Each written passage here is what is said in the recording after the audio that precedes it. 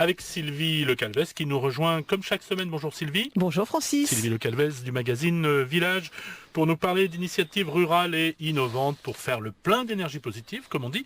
Et pour ça, cette nouvelle année, en ce début 2016, nous partons dans le Cantal, Sylvie. Oui, on va dans le pays de Murat. Alors le pays de Murat, dans la campagne, dans le Cantal et dans la campagne du Cantal, c'était quand même des pionniers du télétravail. C'est-à-dire qu'il y a déjà une dizaine d'années, ils avaient mis en place une première salle multimédia où ils commençaient à former des télétravailleurs, à accueillir des télétravailleurs dans un contexte où on parlait oui, il y a 10 ans, pas de coworking, de Fab Lab, de tout ce qu'on voit émerger un peu partout. Et ça a marché d'emblée.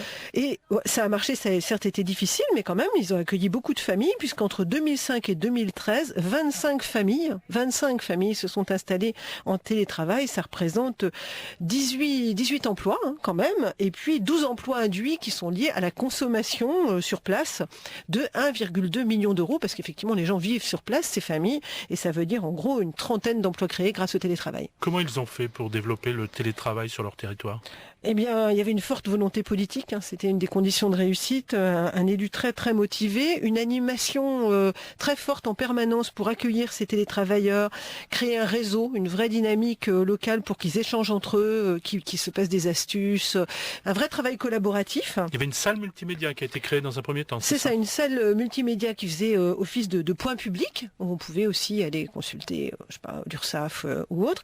Et puis après, peu à peu, ils ont développé là un espace de coworking, de télétravail à plusieurs, et ils sont en train de réfléchir à un Fab Lab. Un Fab Lab, pour ceux qui ne connaissent pas, on explique ce que c'est. C'est en gros un espace où on peut produire des pièces, un petit atelier industriel, on peut produire des mini-pièces sur mesure quand on a un besoin pour réparer quelque chose, produire. 3D, etc.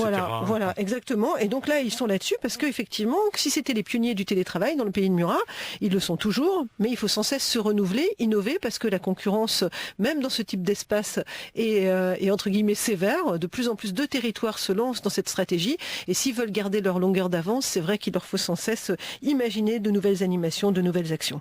Le télétravail, c'est l'avenir des territoires ruraux ?